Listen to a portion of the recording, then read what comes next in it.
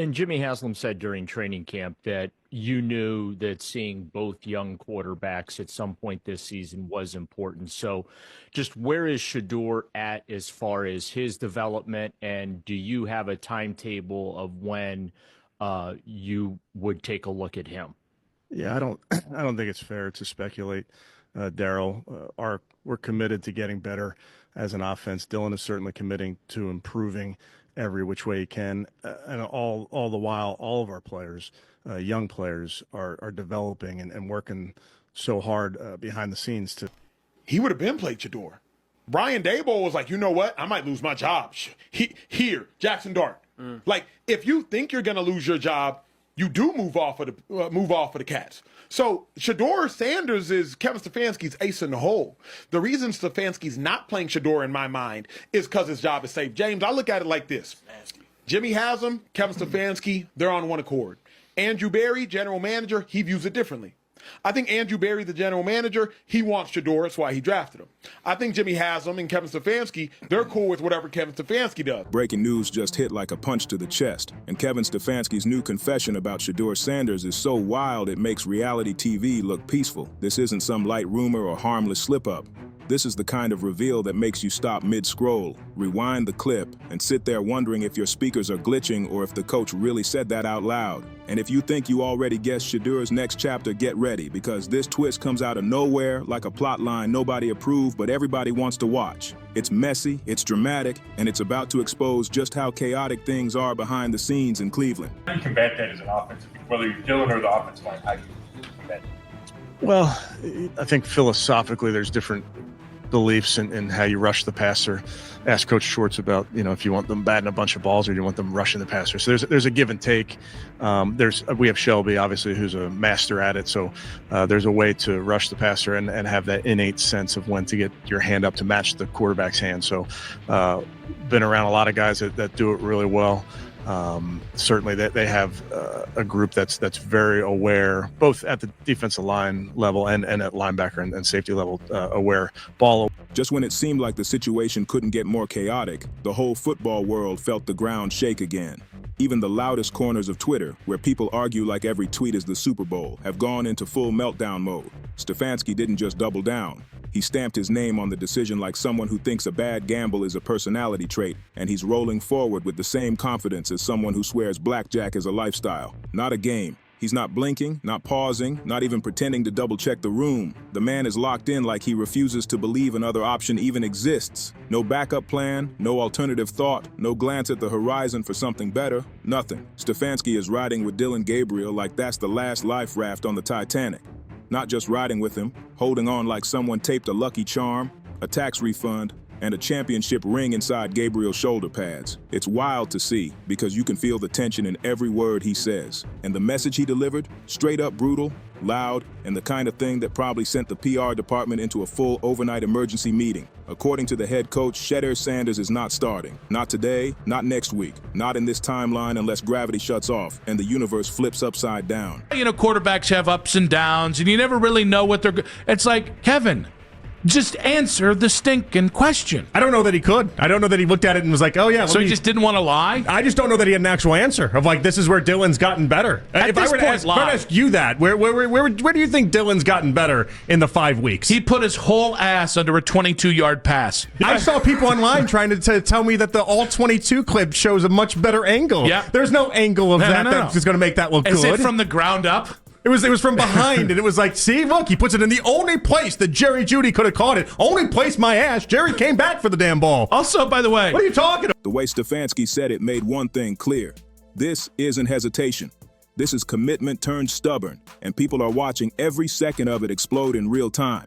Somewhere out there, a whole crowd of frustrated fans is yelling into microwaves like that's somehow a direct hotline to the coach's brain. And the wild part is, they really think it'll work. The latest message from the Browns. Stefanski claims the grand strategy is to develop Shedeur Sanders, which sounds suspiciously like one of those job titles companies make up when they want a person doing everything for the lowest check possible. Develop him into what exactly? A superstar? A football genius? Some advanced quarterback built like a machine with perfect accuracy? Nobody knows, but we're all expected to nod along like we got a secret science briefing, while Dillon Gabriel is described as learning, and apparently someone already bought him a notebook, so now he's the official project. What makes this entire saga hilarious is how fans have turned it into a full-blown scientific investigation.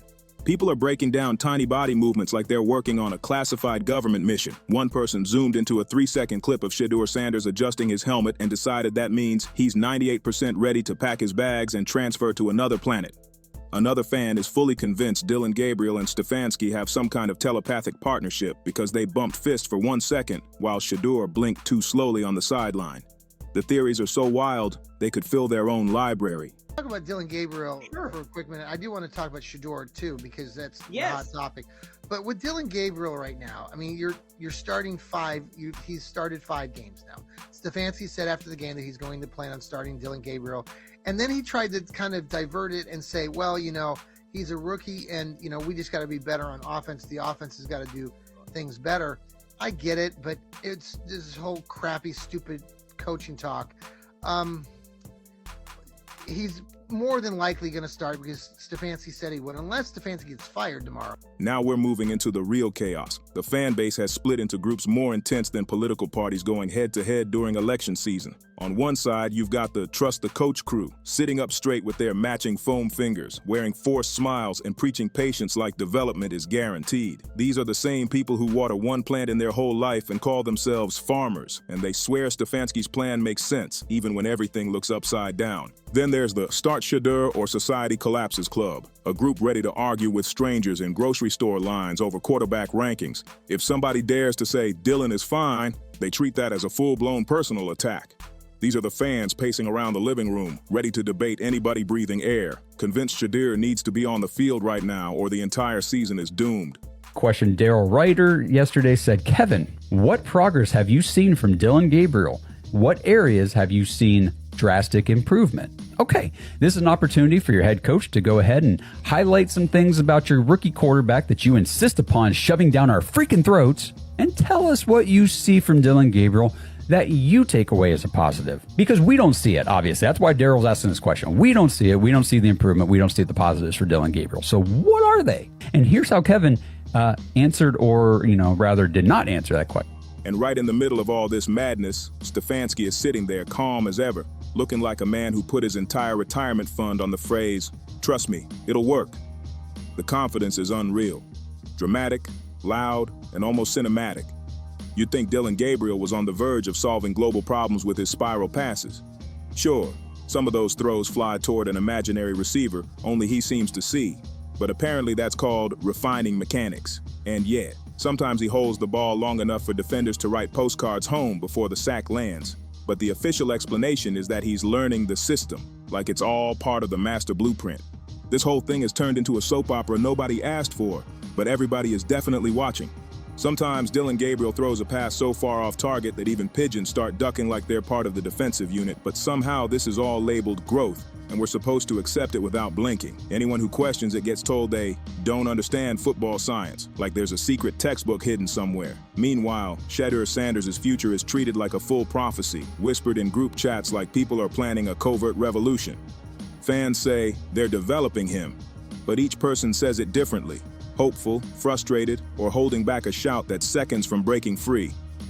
Every time Shedeur Sanders fires off a perfect laser in a practice clip, fans watch it 12 times in slow motion like they're decoding ancient history. Someone always comments, "And this isn't the starter because," and that message instantly blows up with likes. Then someone else tries to play the loyal soldier and replies, "Trust the system," and the entire internet boos them like they just ruined the season. This storyline has people studying practice footage like it's a college course in quarterback destiny. And the transitions during press conferences, completely unpredictable. 1 minute Stefanski is talking about offensive strategy like he's solving a math puzzle, and the next second he casually drops, "We're sticking with Dillon." With the confidence of someone ordering lunch, reporters froze mid-blink because nobody expected that line to drop so cleanly. You could practically feel the mental panic in the room as every journalist started typing the same loud headline in neon letters inside their brain. Sports analysts are eating this drama like a holiday feast, and the entertainment value is out of control. Some analysts swear Stefanski is a mastermind playing 4D chess with the league. Others say he's a stubborn strategist refusing to acknowledge what everyone else sees on the field. And then there are the extremes. People convinced Dillon Gabriel will either become the next legendary quarterback or collapse so hard it becomes a documentary. There's no middle ground allowed because subtlety doesn't sell on TV. And through every argument, every clip, every debate, Shedeur Sanders stands right in the center of the storm without even saying a word. He's the quiet gravity pulling the whole franchise into a new dimension, the calm storm cloud hanging over the roster with perfect posture and silent confidence. Even without starting, he's the name on every timeline, every headline, and every fan's mind, whether the coach wants to admit it or not. Oh, it's probably going to be better than Dillon Gabriel, that we know is going to give us a better chance of scoring some points on offense so we can pin our ears back with Myles Garrett and go play some defense. Put him out there. You keep on putting Dillon Gabriel out there, and the offense does the same exact thing every single week. Yeah. Nothing changes. Yeah. He has one good quarter a week, and he has 2 good throws a game. Nothing changes. It doesn't. Put Shedeur out there and see what Shedeur does. If anything, like we just talked about Brian Daboll, if Shedeur comes out there and he balls out and he plays lights out, you might not get fired in a couple weeks neither. Shedeur Sanders doesn't even have to speak to create pressure. His existence alone changes the temperature in the room, and it drives people wild. If he doesn't smile, someone claims he's furious. If he looks to the side, someone insists he's planning an exit. The man can't even breathe without causing a psychological earthquake in Cleveland, and it's unbelievable to watch. And then there's Dillon Gabriel caught in the middle of a storm he didn't create. Every time he completes a pass, fans react like the national economy just recovered overnight. But the moment he slips up, you can practically hear keyboards being destroyed all across the country. Playing quarterback is already pressure.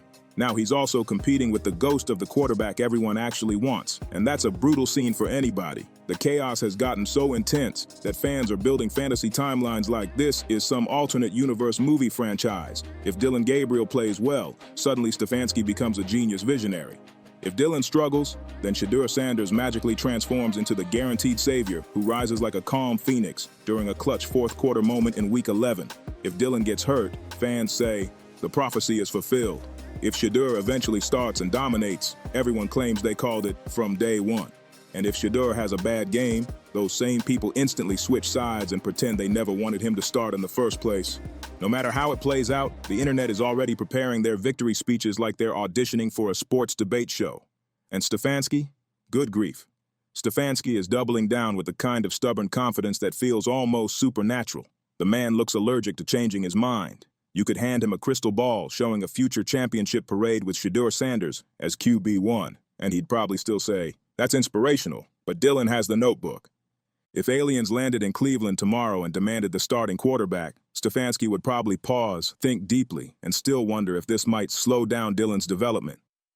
At this point, the word development has become the official excuse for every wild moment on the field. Dillon throws into triple coverage, development, timeout confusion, development, false start, still development. The fan base has turned that word into a meme, and the coach is treating it like scripture, while the whole city tries to figure out how long this storyline can keep escalating. Someone spelled Tuesday wrong on a scoreboard graphic, and instantly fans were shouting development, like it's the official explanation for every mistake on earth. At this point, if someone drops a bottle of Gatorade on the sideline, half the comment section would shrug and say, relax, they're developing. It's comedy disguised as analysis, and it never stops. But here's the twist that tastes like straight-up entertainment gold. All this chaos has made Shedeur Sanders even more relevant without him taking a single starting snap. By refusing to start him, the hype doubled. By forcing everyone to wait, the pressure tripled. By sticking to the development speech, the fan base unraveled like they're watching the last episode of a long-running show. If Stefanski wanted attention, congratulations. The mission is absolutely complete. People who haven't watched a football game since high school are suddenly locked in. Refreshing updates like this is a season finale. It's basically a soap opera now, just with more shoulder pads and fewer romantic meltdowns. Although, let's be honest, some defensive coaches argue with quarterbacks so dramatically they could win awards. And the timeline ahead, pure entertainment waiting to happen. If Dillon Gabriel suddenly plays lights-out football, fans will sprint into a victory lap celebration like they predicted it years ago. If he struggles, the quarterback revolution begins, and every camera in the building will swing straight towards Shedeur Sanders, waiting for the moment the door swings open for him. That moment will come. Maybe next week, maybe next month, maybe when dinosaurs walk the earth again. But when it arrives, even if it's just for one snap, the internet will explode so hard the platforms might need a full day to cool off. Until then, buckle up, because this ride is nowhere near over. We're officially living in the Dylan now, Shedeur later era, and nobody is allowed to ask too many questions. Development is the word of the season, the magic passcode for every decision, and we're all being told to trust the vision without ever seeing the blueprint. That's the beauty of sports, believing anything, ignoring everything, and arguing about all of it like experts. And the wildest part of all? When the day finally comes and Shedeur Sanders steps onto that field and dominates, everyone, and I mean everyone, will pretend they saw it coming from the start. The moment Shedeur Sanders finally gets his shot, the entire internet is going to break itself screaming, "I always knew he had it, and I called this on day one," even from people who never said a word before. Every press conference from Stefanski adds 5 more gallons of fuel to the conspiracy bonfire, and suddenly everyone feels like they're decoding hidden messages in every sentence he says. So yes, Kevin Stefanski admitted exactly what fans never wanted to hear, and now we're all locked into the most dramatic quarterback roller coaster in the entire league. Nobody asked for this ride, nobody is ready for this ride, and somehow nobody is getting off this ride. The storyline just keeps climbing higher. Development continues. Dylan Gabriel leads. Shedeur Sanders waits. Fans melt down in group chats. Analysts pretend they have psychic superpowers. And Stefanski stands there like the most stubborn statue in NFL history. Welcome to the greatest football saga currently alive, because this story is far from finished. That phrase, "they're developing him," has officially become the most emotionally triggering sentence in the entire football dictionary, and fans react to it like someone slammed a panic button. Every new practice clip is basically treated like a leaked government file now. People slow it down frame by frame and act like they discovered top secret evidence. And suddenly everybody has become an expert in quarterback development. Folks who once thought a blitz was a laundry detergent are now breaking down QB mechanics like they're running a full masterclass in the offseason. Meanwhile, fantasy football players have gone absolutely feral. Anyone who drafted Shedeur Sanders is on constant 24/7 alert, refreshing their phone like they're guarding national secrets. The other side is buying Shedeur gear like they're forming a resistance movement against the whole coaching staff. At this point, one wrong comment at a tailgate could turn into a historical documentary 10 years from now. And analysts, they're out here trying to read Stefanski's mind on live TV like they're trained mind readers. He's being strategic. He's making a huge mistake. He's waiting for the bye week. He's proving a point. Nobody knows anything for sure, but everyone talks like they cracked the code. This saga is only getting more dramatic, more chaotic, and more addictive with every passing day. And the wild part is, the real plot twist hasn't even happened yet. The funniest part of this whole saga is that no matter what happens next, somebody is going to swear they were right the entire time. If Dylan Gabriel ends up thriving, the loyalists will pop out instantly shouting, "We told you!" like they've been coaching the team from their couch. And if Shedeur Sanders eventually steps in and takes over with pure dominance, the rebels will rise up from the digital ashes claiming, "We were the chosen ones all along," like they wrote the script themselves. And if by some wild twist both quarterbacks play well, the internet might just glitch out from pure confusion. But the most cinematic part, the ending everyone keeps imagining, isn't even unrealistic. It's closer than people think. Because the moment Shedeur Sanders finally gets that opportunity, every camera in the stadium will zoom in like it's capturing a historic moment, and the entire world will hold its breath waiting to see what happens next. That's the real beauty of this quarterback storyline. There is no losing outcome, only entertainment exploding from every angle. If Dylan Gabriel dominates, people will call it loyalty rewarded. If Shedeur Sanders later steps in and steals the spotlight, fans will call it perfection unveiled. And if both struggle, the drama becomes so intense it might win awards just for the chaos alone. Stefanski isn't just coaching football anymore. He's running the greatest freestyle TV show the sport has ever seen. And like every legendary franchise, this one has fans screaming, pacing, arguing, overanalyzing, praying, and refreshing Twitter like the app owes them rent money. Every second feels unpredictable. And every twist pulls the entire football world deeper into the madness, making this saga one of the most addictive rides the league has ever produced. If you keep on throwing Dylan Gabriel out there, you're going to get fired in a couple weeks. That is what's going to happen. And then you know what's going to happen? That assistant coach that comes up in there, you're going to be like, "Shedeur, you ready?" Because he going to be looking for Shedeur to go out there and play well. Dylan Gabriel has had his chance, and he shows us every week that he's not ready. It does not mean he's not going to be a solid quarterback in the league, but right now, you're not ready. We're going to get this other young fella an opportunity to go play. But I'm so tired of hearing Stefanski stand up there and act like you don't even want to talk about a player on your team. That's what I don't. That's what I don't. This dude is on your team. team. And now we've reached the point where the entire saga feels bigger than football, louder than any press conference, crazier than any fan debate, and more unpredictable than any Sunday upset. What started as a simple depth chart decision has exploded into a storyline so intense that even people outside the sport are watching like it's the season finale of a blockbuster show. And somehow, the spotlight keeps returning to just two names, Dillon Gabriel and Shedeur Sanders, the duo unintentionally carrying the most dramatic quarterback storyline in the country. Every throw from Dillon sparks an argument. Every clip of Shedeur creates another theory. Every Stefanski quote feels like a decrypted message from a rival universe. It's turned the entire season into one massive guessing game, with fans creating charts, timelines, predictions, and breakdowns like they're solving the biggest mystery in football history. And the wildest part? Nobody agrees on anything, but everybody refuses to look away. Because deep down, everyone knows a moment is coming. A turning point that will flip this saga upside down. Maybe it's a perfect game from Dillon. Maybe it's Shedeur stepping onto the field and igniting a spark the whole league feels instantly. Maybe it's something nobody sees coming. But whatever that moment is, the energy around it is electric, and you can almost feel the stadium shaking before it even happens. The truth is simple. No matter where you stand, no matter who you support, no matter what prediction you've posted online, this story is only just getting warmed up. The quarterback tension, the fan battles, the analyst theories, the coach's stubbornness, the constant development talk, all of it is building towards something that's going to hit harder than anyone expects. And when it does, the entire football world will stop, stare, and react instantly like they've been waiting for this second all year. Because this isn't just a quarterback decision anymore, it's a full-blown cultural moment.